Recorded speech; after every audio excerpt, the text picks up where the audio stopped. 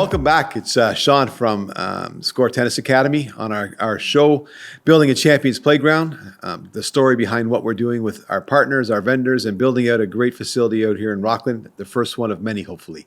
I'm joined by a very special guest today, Mr. Steven Milo. He was the global director from Diadem Tennis. He handles all the tennis for them globally. So it's going to be an amazing conversation around not just Diadem, but also technology and what's going on with the rackets and what they're doing and all the cool stuff they're doing with players. So welcome, my friend. Thanks for joining me. Thanks for having me. Now, this is going to be fun. I'm looking forward to it. Absolutely. I think maybe, if you don't mind starting, Diadem's new up here in Canada. We're up in the Great White North with the 10 feet of snow, and you guys are down there in that nice heat in Florida. I'd love to learn or have the audience learn more about Diadem, where it came from. I heard it was a pretty cool starting story. Yeah. It could be rumor, I don't know, but I'd love to hear about it and know about Diadem itself, sir. Yeah, absolutely. So I was not involved back in the day, but in around 2015, our founders, AJ Bartlett and Evan Specht, they were playing futures. They were playing money tournaments. They were grinding. Coaching on the side, right? And I think they just saw an opportunity that things could be done potentially a little differently. That there's room for potentially another tennis brand. So it took them a couple of years of prototyping, and they actually developed a string called Solstice Power, which is that where they started? They started with the strings? Just one string, yeah. Okay, yeah, cool. Solstice Power, and it's still our best-selling string to this day. So they got it right. It's a really cool string. It's a star shape, so super unique in the market. Yeah. And they were able to find a space. They got enough attention from that string that they were able to potentially grow the business model a little bit more, grow a tennis brand from a string brand to a tennis brand. That's pretty cool. So, I mean, we're talking, I think 2019. Pretty quickly. Yeah, I think 2019 is when they launched their first rackets. Okay. And they launched the Nova and the Elevate, which are our power and our control rackets. And then a little shortly after that, they launched the Ball. The Ball has taken off, unlike anything we could have imagined. It's an unbelievable product for us, and we've just been continuing to improve and develop. Then pickleball started to happen down here, and we were very early in the pickleball space. So it's been phenomenal for us. And I try to talk to our founders a little bit about and kind of pinch me moments, right? Like a brand you started less than 10 years ago had a Grand Slam quarterfinalist this year using your rackets and your strings. It's I try to tell them that doesn't happen to everyone. It's unheard of. Yeah. Well, first of all, the big players of the game, and I call them the big players of the game, they've been around for a long time. Right. And so to see someone new come in, and I was, when you told me about that on one of our phone calls, I was excited for the company, right? As to, wow, that's pretty cool because this person's already in the top 25. Right. Right. And it takes you to the quarterfinals in the first match. Good for her. I mean, congratulations to her. I mean, of course. That's, we could say it's his racket and the strings, but but that's awesome. So yeah, that pinch me moment happens, and continue. I'm sorry. Yeah, no, I mean, so I've been with the brand since 2021, and when I started with the brand, it was still only 7 people working here. Okay. Yeah. And now we're 4 years later. We're almost at 50. We're in every continent. Yeah. We have hundreds of countries that have our product. So we might be new in Canada, but Canada's in the last 15 years has become quite the tennis nation. Yes. So it's definitely somewhere where we see growth opportunity, not only for tennis, but also for pickleball. No, it's awesome. And Canada is, I agree with you. We are becoming a tennis nation. I don't know if that's because of immigration or what's happening from overall perspective, from a macro perspective, but I can tell you our governing body, Tennis Canada, is one of the few. Obviously, we need indoor facilities. 6-7 months of the year, it's a little frosty outside. Yeah. And so, it gets to around November 1st, it's kind of like pull it in, right? Yeah. And so, but Tennis Canada is one of those organizations that's actually investing dollars, and they're putting their money where their mouth is on helping people like myself build the Champions Playground, get things up and running, right? Through sponsorships, through coordination with partnerships. So it's a very supportive, and I'm sure it's the same in the States with the USTA, but it's a very supportive operation, and we have to thank them. And I think that whole thing, it drives through it right to our junior programming, to our adult programming across the country because of the partnerships we have with the national body, and of course for us in Ontario, the provincial body, the Ontario Tennis Association. They're fantastic partners. Even though we're not up and running yet officially with a location, although we're building, both of them are like, how's it going? How can we help? What can we do? Right. So it's been awesome, right? And meeting with the teams. Yeah. So it's pretty cool. So I could see why, hopefully Canada is going to be welcoming to Diadem, and I'm sure there's no reason why we wouldn't be. We love it. The kids love it. They love the strings. They love the product. It's awesome. Right. So appreciate it. And thank you for all your support so far. It's been wonderful. Of course.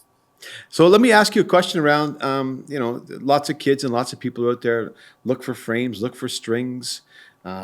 Is there any, maybe start with the juniors and move into the adults, or however you want to cover it, but what should people be looking for when they go to buy a new racket technology? Yeah, I think it depends on many things. Firstly, I like to say that tennis is a personal preference sport.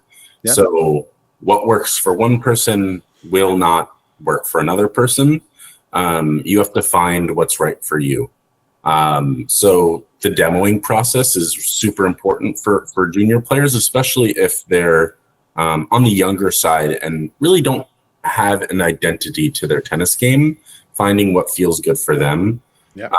But we also, at Diadem, we wanted to make it really simple and streamline the decisions that a tennis player goes through. So we have 3 lines of performance frames. We have the Elevate, the Nova, and the newly Axis. Mm-hmm. And we wanted to make it very easy for a player to say, I hit the ball really hard.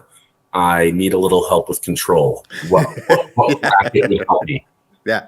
I seem to have really good feel, but I don't hit the ball hard. What racket would suit me well?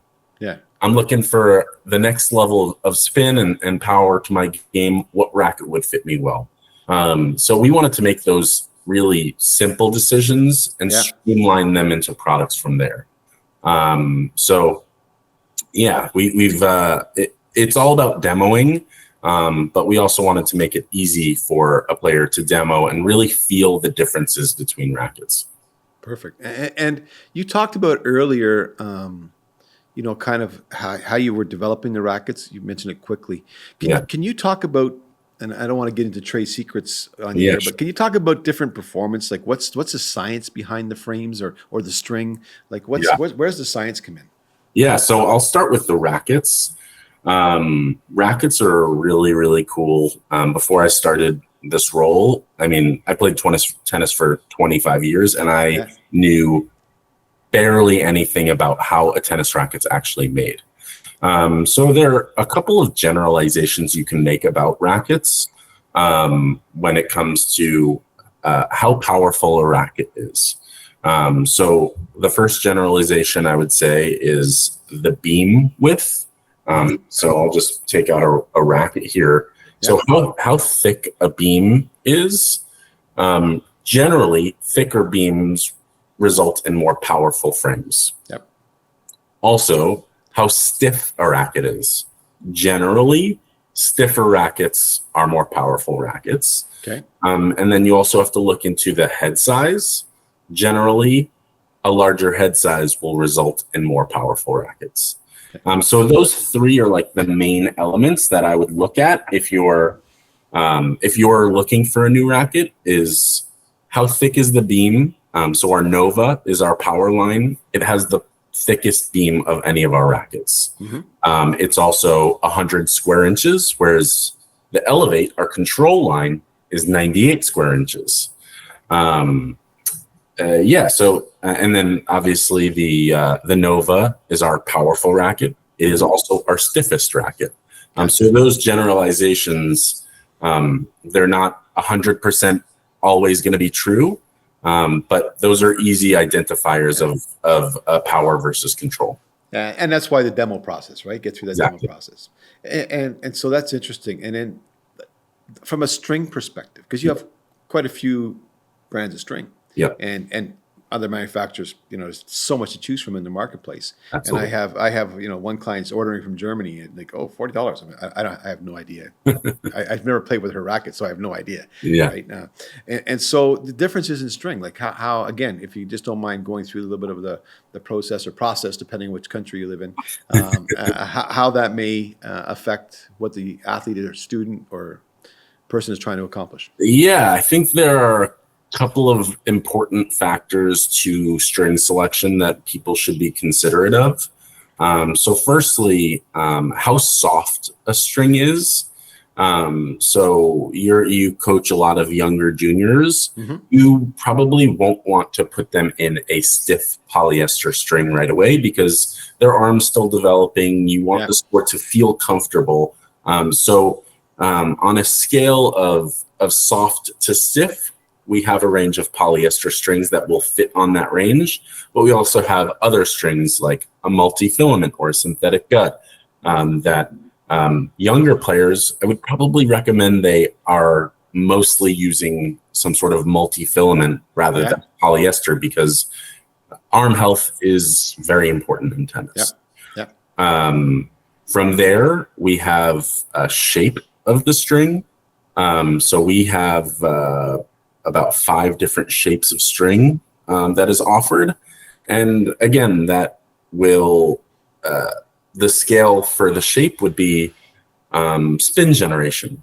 The more aggressively shaped string, like Solstice Power, our flagship, the first product we had, it's actually a star, the shape of the string. So it bites the ball a ton, and it helps generate a ton of spin. That was the first string, right? That was the first string. That was the first string we offered. And then did you say it's multi-filament or is that polyester? That's a polyester string. Okay. But in that polyester string, it comes into 2 colors, the black and the teal. The black is a much softer string than the teal is. Okay. So some players would prefer the black, some players prefer the teal. Just talking about our touring pros, Oliver Crawford, he played at University of Florida, has played qualifying at all the slams. Yeah. He prefers Solstice Black. And then Javier Barranco, our player from Spain, top 200 ATP, he prefers the teal. So again, tennis is a personal preference sport. Yeah. What works for one person might not work for another person. And then we have round strings, we have hexagonal strings. So how do you keep up? Yeah, no, you have to really... I always recommend, and this is something that we do with the university, the college teams here in the States. Mm-hmm. When a team is going to switch to Diadem, we actually provide a set or 2 of each shape for each player on the team, because most players have never actually gone through a playtesting process before. No. So they've probably chosen their string based off of what their friend is using. And they don't even know if it's actually best for their game. Yeah. So we allow players to actually go through that playtesting process for the first time in their careers. And most players do end up with a similar style of string. But I still think that's just because that's what's most similar to what they were using before. Yeah, gotcha. And not necessarily what's best for their game. And then the last factor to string selection is gauge, or how thick a string is. Yeah. And that's a fine line of the thinner the string, the better it's going to feel, the higher performance, but it's also going to break much faster. Yeah. So generally younger players will play thinner gauges, and as they age, the strings get thicker. As they start hitting with more spin and more power, and the strings are breaking more, they need to make their strings thicker. Yeah. But yeah, it's that fine line of, you have to find optimal performance, but also the strings need to last more than 20 minutes. So I'll tell you a quick story. When my son was a junior, he's 27 now. When my son was a junior, 13, 14, he always had a big forehand. And we were using a brand, and he was using a brand. And 20 minutes in, pop. 20 minutes in, 30 minutes in, pop. Right? Big, heavy forehand. Pop, pop. Right? I'm looking at that. And at the time, it was $300 a reel. This is now 12 years ago. I'm like, it's costing me more for string than all the lessons he was taking and all the... You know what I mean? And then he came up, okay, he ended up getting sponsored by a string brand. But again, he didn't go through that formal testing process. The rep said, hey, this is the good one. This is what all the kids like. And he went, okay. And he liked it. I mean, he did. And he used it. He still uses it to this day. I think he's using Solstice now, actually. I'm lying. He changed over, right? So, no, he's using... Pro-X. Yes. Yeah. So, but he used it for many, many years, like up until we met. Right. And it was no testing process. Just that's the one he liked. He didn't look at other brands. He didn't try the other ones. I like this one. Right. Yeah. Right. Because he was told it was the same style as the one he was using that was popping. Exactly. It's just going to last longer. Right. So it's pretty cool. But I love the fact that you said it's a testing process. Yeah. Because no one does. No one really goes through that process of testing what really works for their game. I don't think. I'm sure there's people out there, but most people don't. And I think that's partly an education. I think most coaches probably don't know the main differences between the strings and the gauges and the shapes and let alone the rackets. I know the basics, like what you've just described. Yeah. Understand completely, understand recommendations, right? But the action and the softer string for the younger arms, all of course, 100%, right? But which one? Which one of your brands does it?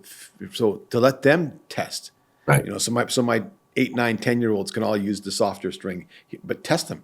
There's probably two or three brands with inside Diadem itself. Exactly. That they could test. You know what I mean? So really cool. Yeah. So now, like in my head, I'm going, I got to order more string. I got to put it in a bag. We'll string it up, right? So great job. It's not a big sale, but you got me. No, so that's cool. So any other components you want to discuss there on the technology side, from the stringing to the rackets to I'll just touch on something that makes Diadem very unique. We actually foam fill all of our rackets.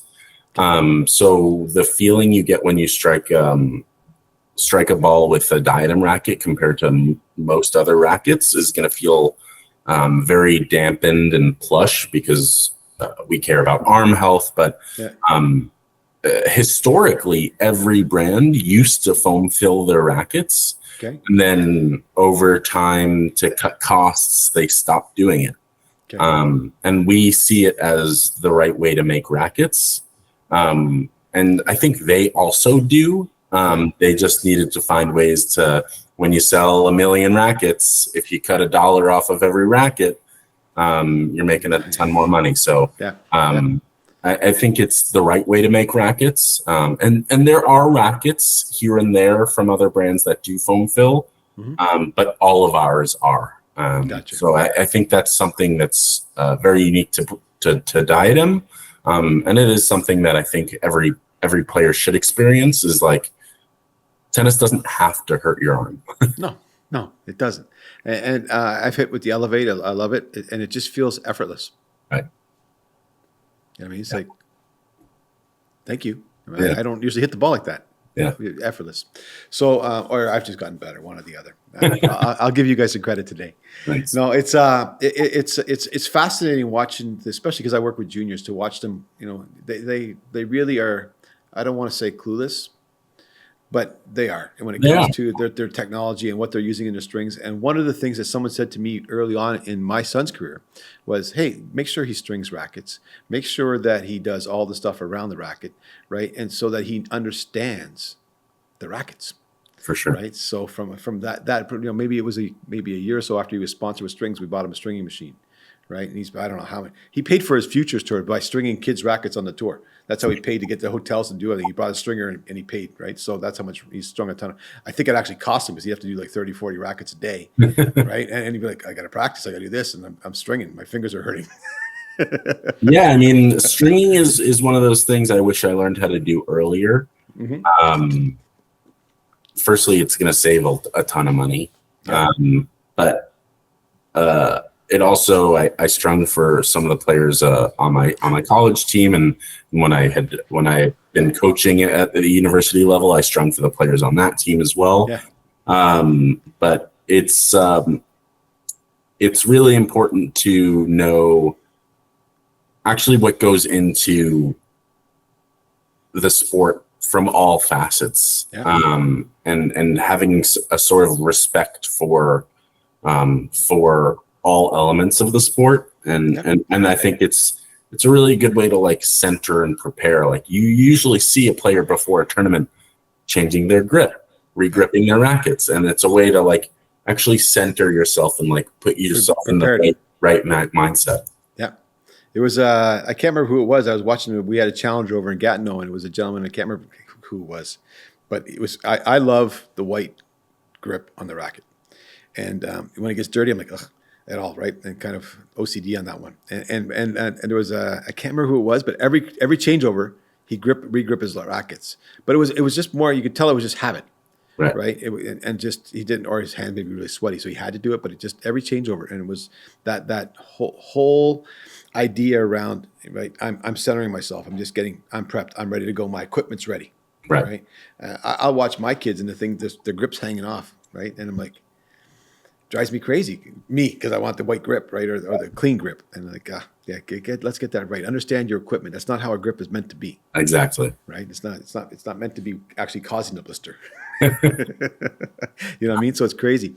Where do you see technology going in the frames? Like I remember a few years ago, like they actually started putting sensors in the handles and doing all kinds. Are you seeing any of that? Are you guys thinking about any of that? I think a lot of the innovation of the sport has happened when you jump from wood to metal to carbon fiber. I think those are like the massive jumps. Yeah. But there are small nuances and improvements that there are. So, for example, the swing has actually changed a lot over the last 20 years, let alone the last 5 years, let alone the last 10 years. So I think the sport will continue to adjust to match the way that players are actually swinging the racket. An example I have, again, it is a Diadem racket in our new Axis line. Yeah. We actually we studied where players are making contact with the ball. So I'll take the racket out. And it's not where the parents appreciate it on the frame because they're using the most expensive part? No, no, exactly. No, I mean, historically, the slower swing speeds and the more Eastern grips, more continental Eastern grips, players were actually making contact in the center of the racket. Yeah.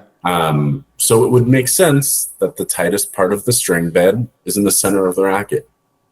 The swing is much whippier now than it used to be. Yeah. And players, we've seen over thousands of images of players making contact with the ball. Players are actually making contact higher in the string bed than they used to be. I think that has to do with leverage and all sorts of factors. It doesn't matter how they get there; that's where they're getting it. That's exactly. Yeah. So we actually, in our newest line of rackets, we actually moved the tightest part of the string bed up into the upper part of the frame because that's where players are making contact with the ball. You, as a tennis player, want as many strings on the ball as possible. That's how you're going to feel your best. It's going to be most consistent. So we've actually adjusted the layout of the string bed to match where the modern tennis player is making contact with the ball. So those are innovations that I can see happening as swing speeds continue to get faster and the point at which players are making contact changes. That's really cool. And the technology allows you to see those hundreds and hundreds and hundreds, thousands of images, right? That's cool. Any sensory feedback that you would get off the rackets? Is there any plans for that? For what do you mean? Well, you're getting images, right? But is there, the way the world is moving today, there may be opportunities to put sensors in the rackets. Sure. Right. So I, as a coach, could get feedback like, "Hey, you're saying it should be hitting here, Yeah. right? But I'm looking at an app and it's going, they're hitting here, Right. right? So I think there's potential for that. I think it's been tried a couple times before, and maybe sometimes you have to wait for technology to catch up. yeah, Right? maybe the Right? technology just hasn't quite been there yet. Yeah. I think more than anything, it'll be a training aid. But then again, you see players wearing the like vests underneath their clothing to like measure everything about their heart and their performance. GPS, where they're standing, how they're moving, how many feet. Exactly. So I could see that potential. We actually had a hitting lab at our HQ. We had to remove it because we grew too fast and we ran out of space in the office. But we had a tennis court in the office, and we basically would hook like little dots sensors on your body and the racket, and we'd measure everything about the swing. And the biggest piece of feedback that we were looking at is when you make contact with the ball, the racket stops for a very short amount of time. And if we can minimize the amount of like pushback the ball has on the racket, the more consistent you're going to be and the more consistent it's going to feel. So we were actually customizing rackets for players. I think one of your students, Heath Paul, he went through that whole process at least once with us. That's so cool. So all of his rackets, I think it's been a couple of years now, but all of his rackets were specifically customized for his swing. I think it helped as a game. Yeah, I told you before we started the show, I'm going down with him in March, so hopefully we'll meet up. Maybe we'll come by and take a look and get him in there. And I don't know if you still have that opportunity. No, it's we're actually the court's gone. The court is still there. There's just desks over it now. We're in the process of building a new headquarters, so it will go in that in Boca, in Lauderdale, in that area. In Pompano Beach, where we're headquartered. It'll be basically across the street from where we are now. It's just going to be a much bigger building. Congratulations. Thank you. That's awesome. I love it. And then on, let's talk about pickleball, because one of the things that we're doing in our location is we're going to have pickleball, right? Lots of it. It's a very, very popular sport. And paddle. I don't know if you're into paddle. I don't think you're into paddle yet, but not yet. Not yet. But we're going to have the 3 racket sports for sure, and beach tennis, right? Because we're putting beach volleyball, and we have a new partner for beach volleyball, so they're going to join us, and they're going to have let's play some beach tennis, right? And so as we grow this out from your perspective, it's going to be interesting to see the pickleball take off. Right. And so I look across the board, and mainly because I've been down south so often, and you're starting to see juniors play. I don't see it as much up here yet. It's going to come. Right? The programming is not here yet, but again, it's going to come. Right? Yes. So I'm excited about it. Tell me about Diadem's, what you're doing on the pickleball side. I know you have that's your facility that you have up in Florida, right? The indoor one, the big one. Oh, hold on, you froze. You froze. Yeah, no, you froze. I'm good. I'm in a good spot. So give it a second. It'll come back. We'll just edit this out. Okay. Yeah. Let me know. I could tell it's on your side because you got blurry all of a sudden. You're also blurry. Oh, wow. That is definitely your side. I can hear you. I have very powerful internet, so I don't know what's happening. You want to log off, log back in? Sure. And just see if that changes it. And I'll let you back in. And they can edit this out, no problem.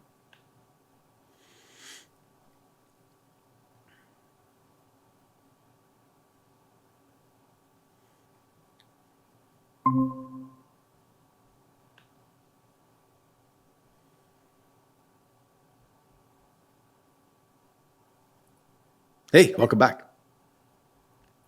Okay. We're good. Back. Yeah, you're good. You're good. So I was just talking about the Rockland facility and Yeah. pickleball and how it's growing, and we haven't seen junior programming as of yet, but it's coming. It's all coming. It's just time, right? And so pickleball. Yeah. Let's talk about that for a second. Pickleball has been massive for us. We're here in South Florida, so pickleball was blowing up in South Florida really before it was anywhere else in the country. Yeah. And we saw it happening very early. So we actually started developing pickleball paddles. And we actually did things a little differently because we had experience making tennis rackets. Yeah. So a lot of the techniques we use to make tennis rackets, we actually used to develop pickleball paddles. And there's that next level of technology. I mean, back then it was basically two pieces of plastic with put together clean. Yeah. So we were actually using molded technology, just like a tennis racket would be made. Yeah. And very early on, people could feel a difference. So pickleball has been massive for us. I see pickleball growing very quickly in Canada over the next couple of years. Yeah. For a couple of reasons. It's so easy. So players who might not be able to play tennis will be able to play pickleball. Yeah. And from a business perspective, if you're building a facility, if you have one tennis court that doesn't get used very often, you can turn that into 4 pickleball courts. Yeah. And instead of 2 people on the court, you have 16 people on the court. Yeah. So from a business perspective, it just makes too much sense not to do. Correct. But yeah, it's so easy. It's really fun. Yeah. I see it picking up very quickly. It's booming. Yeah, it's booming. Like it's nuts. Well, all racket sports seem to be just like tennis. Like my email doesn't stop popping up with, "Hey, can you do groups? When can you do groups?" When I have a court. Right. You know what I mean? But at the end of the day, it's tennis is booming. Pickleball everywhere I look is booming. Right. And for us, it's going to be very interesting. We'll have the phase 1 in Rockland is 4 indoor with 8 shared pickleball for now. Right. And then because the beach volleyball came in as a partner and they've taken the pickleball side. Sure. At phase 2, we'll split them off indoors. But we're opening up Hammond Hill. I don't know if you know about that site. I haven't talked to you about it. So Hammond Hill is a 62-acre glamping site. We have tiny homes on it. We have lakes. We have all kinds of stuff. It's 10 minutes closer to the city from Rockland. And it provides us with our own housing. So think about tournaments. Yeah. But we're 8 tennis courts, 16 pickleball. I don't know how many beach volleyball, but lots of beach volleyball because it's up there. They're planning over 100 tiny homes. Glamping, it's licensed. It's the only camping site in Canada that is licensed because we're attached to a golf course that's licensed. It's the same property. So people can, so think about the tournaments, right? It's going to be a blast. That's actually going to open first. The goal is to have that open this summer. The outdoor summertime would be great. Yeah, have the outdoor courts open. So it's pretty cool. But pickleball, I mean, we want to get them separated as much as possible. And I think that's where a little bit of the tension was between tennis and pickleball early on. Is pickleball didn't have dedicated courts. Yeah. So they always had to encroach on tennis courts. Yeah. But at least down here in South Florida, there aren't enough dedicated pickleball courts now that there's complete coexistence between the two sports. Oh, absolutely. I was at Pat's Reef. Pat's Reef Park, exactly. Yeah, so I went up to Pat's Reef. I know they're building a big center there as well. But we were training at Pat's Reef with a young lady up there, and the pickleball is behind the courts, right? They have the inline pickleball back there. I think must be 15, 16 courts back there, at least. And so, but it was interesting. But it was the first time ever I noticed a noise. No, normally I'm so used to it, beside me or whatever. But I don't know what it was. The way it was coming, the way it comes into like an echo chamber. We're on court and clack, and there was so many. They were playing a tournament. Yeah. Right. So do you honestly think that pickleball is louder than tennis? Oh yeah. I don't agree. Oh, well, maybe it's not louder, but the ping of that ball, ping of that ball is annoying. And when it became boom, boom, boom, boom, boom, like I'm so mad. Listen, I love it, have fun, but that's the first time it ever became like that. Right? It was crazy. So I was like, oh no, okay, whatever. So that it happened. So, listen, my friend, I have to wrap up here, but this has been a pleasure speaking with you. And I'm just going to back up here and do the exit again because you froze again, or I froze. One of us did. So I'll get you to maybe log off and we'll just do the exit. Okay, you're back. Oh, so are you. Okay. So I'll just give it a second and they can edit. Okay. And then, perfect. Okay. So, my friend, listen, everything's booming, everything's growing. I'm so happy to be, I'd like to say, extended part of the team. We're not big yet, but it's been fun to have the opportunity to work with you, to work with the organization, and everything that you're doing. Thank you for joining me. Appreciate you having me. We really appreciate it. It's been exciting to have you to talk tennis, to talk about the technology behind the game, and we're looking forward to do tons of stuff with you as we build out the facilities. We are looking for more, right? That's our goal, is to keep expanding. I never knew construction was so slow. It just takes forever. Yeah, we're learning with that with our new HQ building. Yeah, why can't this be up? Yeah, permit. exactly. Who needs a permit? Let's go. No, yeah. But listen, I've learned a lot doing it, so it's pretty cool. But yeah, we're looking forward to the partnership. We really appreciate what you're doing for us, and we appreciate the excitement around Diadem, the brand, and we hope to be a small help up here in Canada if we can do anything. Absolutely. So I'm looking. Listen, my friend. Thank you so much for your time. We really appreciate it. Yeah, thanks for having me.